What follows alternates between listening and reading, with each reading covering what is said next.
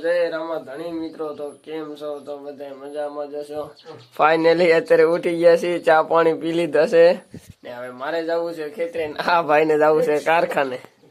તો ચાલો ડાયરેક્ટ મળી ખેતરે. તો અત્યારે મિત્રો અમે બે થઈને નીકળી ગયા છીએ.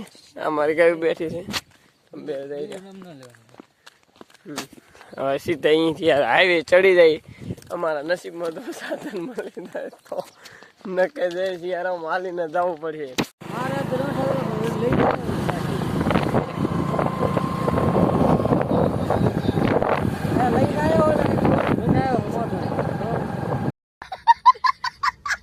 સાલા ડગારી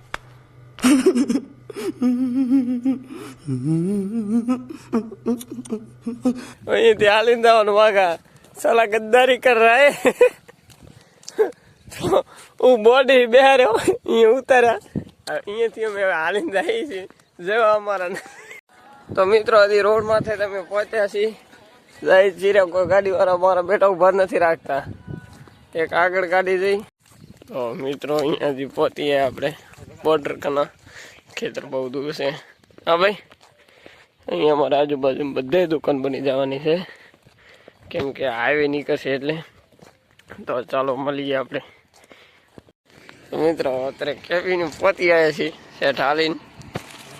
જોઈએ કાંઈ બીજું મળે તો સાધન. શેઠ ખેતરે પહોંચવાનું છે. પહોંચી આવ્યા છીએ ખેતરે. મારું ખેતર હજી બહુ આગળ છે અને આ ભાઈ બસ હવે થોડીક વારના જ મહેમાન છે, પછી એ જાય છે સીધા રણમાં. તો મિત્રો હું એકલો થઈ ગયો, હું હાવત ભાગી ગયા છે. તો હું જાઉં હવે ખેતર, ડાયરેક્ટ ખેતર મળી. Let's go. આજ કેમ કે હાલીને જવાનું છે, બાઇક આવી જશે આપણે બપોરના. તો મિત્રો ખેતરે પહોંચીએ છીએ, મળીએ આપણે બીજા બ્લોગમાં. ત્યાં હતું આ બ્લોગને લાઈક, શેર, સબસ્ક્રાઈબ કરવાનું ભૂલતા નહીં. અને જો તમારા અમારા બ્લોગ સારા લાગતા હોય તો કોમેન્ટ કરો. બીજા બ્લોગમાં આપણે હવે મળીએ. જય પરમાત્મા.